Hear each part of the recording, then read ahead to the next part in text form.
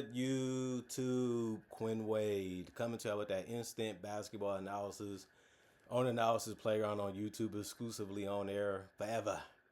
And we're going to talk about how the Pacers just didn't have enough to beat the Toronto Raptors. They lost 115 to 101. Pacers 9-32. Home record 7-16. They was at home in this game. The Raptors 25-17 and 12-8 on the road. The Raptors 39 points put on the Pacers, and the Pacers only able to score 18.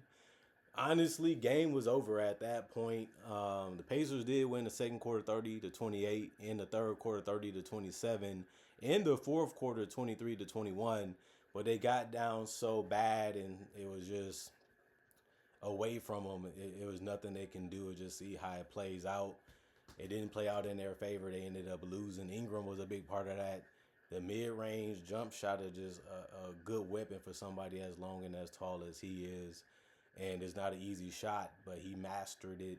36 minutes, 30 points, 12 of 23 from the field, 3 of 6 from 3, 3 or 4 from the free throw line.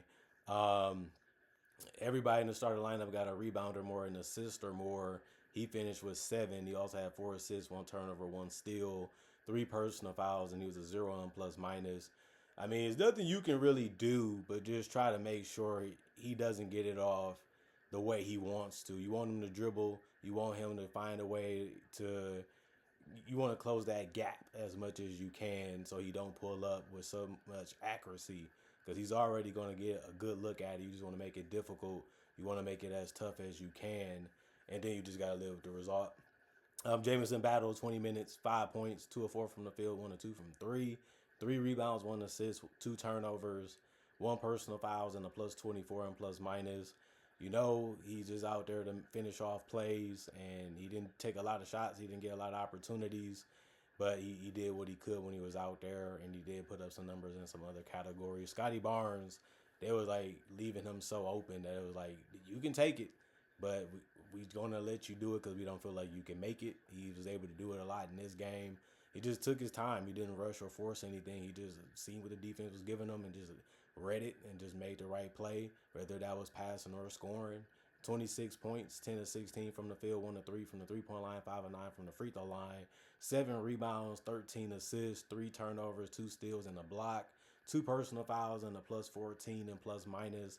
Colin Murray Boyles, 33 minutes, 10 points, 4 of 10 from the field, 0 of 1 from 3. He still finished with a double-double because he went 2 of 2 from the free throw line. I like what he was able to do. He's been a real good find for him, and he's been playing better of late. 3 assists from him, 1 block, 4 offensive rebounds, 5 personal fouls. That was just a bad part of his night, was the 5 personal fouls. He didn't really play bad other than that. Plus 23 and plus minus. Jamal Shead, 34 minutes, 7 points. He was 2 of 9 from the field, 1 of 3 from the three-point line. 3 rebounds, 6 assists. He ended up having 2 turnovers and 1 steal. 3 personal fouls and a plus 4 and plus minus. Jonathan Mobo, 1 minute. He didn't do anything because of that. AJ Lawson played 17 minutes. He had 5 points. He went 2 of 5 to get it. Also 1 of 3 from the three-point line. He did have 6 boards, which is a good amount for him. He also gave them a block, and that's great to see. And the 6 boards, he had 1 offensive rebound out of it and 2 personal fouls, and was a minus 18 and plus minus. Ochai Agbaji, 24 minutes, 10 points, 3 of 7 from the field, 2 of 5 from 3, 2 of 2 from the free throw line, 1 rebound, 1 turnover, 4 personal fouls, and a plus 12 and plus minus. Good game. You know, you just want him to go out there and fill out the defense and just try to make the right decisions when he's out there. And he was able to do that for the most part. Elijah Martin, 7 minutes, 1 point. He ended up having 1 rebound, 1 turnover. The rebound was offensive, and he did get a personal foul and was a plus 1 and plus minus. And then the guy that really stepped up in this one, played 30 minutes, was Grady Dick. He had 21 points. He went 9 of 15 from the field. Usually he takes majority of his shots being threes, but he just had a lot of easy 2-pointers in this one that he was able to convert. Not only that, he was able to have the most rebounds on the team with 11. So he finished with a double-double. He also had 3 assists and 1 turnover, 4 offensive rebounds to go with that, 11 boards, because 4 of them was offensive. That was good to see. Then he had 2 personal fouls and was a plus 10 N plus minus. The Indiana Pacers, they played as hard as they could and they just came up short. One thing I would say, Pascal Siakam, for him to be as healthy as he's been, for him to go out there and play the way he's been playing, he is really taking it and doing it really good as a leader. Because the losing is just going on throughout the entire season. Now you 40 games in and you just not being able to win that much. But he's not whining, he's not complaining, he's showing up, he's showing out for the most part, and he's doing the best he can. And you have to give him credit on that because most people will be whining and moping, and he just hasn't really been doing that.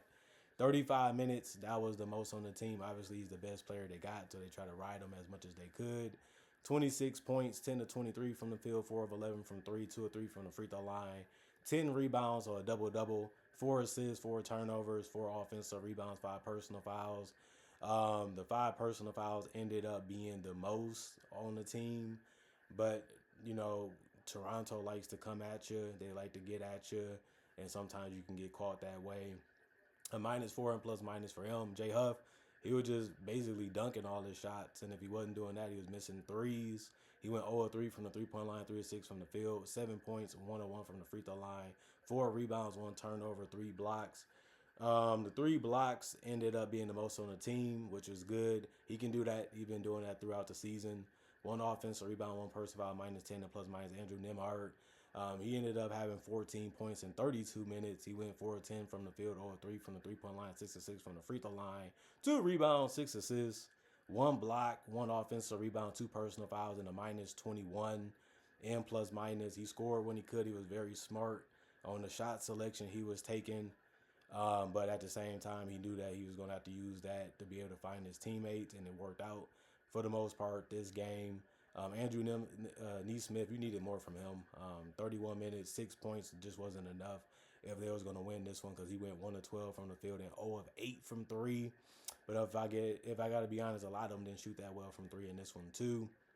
But he also went 4 of 4 from the free throw line. He had 5 rebounds, 2 assists, 4 turnovers, 1 steal and a block, 3 offensive rebounds, 2 personal fouls, and a -25 and plus minus.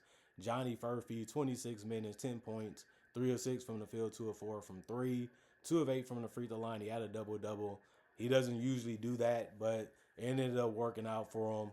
2 assists, no turnover, 2 blocks, 2 personal fouls, 1 offensive rebounds, and a +6 and plus minus. Jarris Walker, he gave him 11 off the bench in 18 minutes, 4 of 10 from the field, 3 of 5 from 3. Good looks for him, and he was able to convert them into baskets, and that's what you want to see him do. And he also had no turnovers and got 2 assists on the board. His rebound was offensive, and he had 3 personal fouls and was a -14 and plus minus. Tony Bradley, 20 minutes, 2 points, 2 of 2 from the free throw line, 4 rebounds, no turnovers, 1 offensive rebound, no personal fouls, and was a +3 and plus minus. Micah Potter, 8 minutes, 0 of 2 from the 3-point line. Couldn't make any. That was the only field goals. 1 rebound, no turnovers, 1 steal, 2 personal fouls, and a -16 and plus minus. TJ McConnell, 21 minutes. That was the most off the bench. He also took 8 shots and made 4 of them, so that was good. He had 8 points and he missed his only 3. He still had 6 assists, and he found them the right way, as he usually does. He's been good with that basically his entire career. He did have 2 rebounds. He had no turnovers, and he did get 2 steals, 1 offensive rebound, 2 personal fouls, and was a +8 and plus minus. Ethan Thompson, he had 1 minute played. He got a board, and that was about it. He was a 0 and plus minus. And he also did get a steal in this one.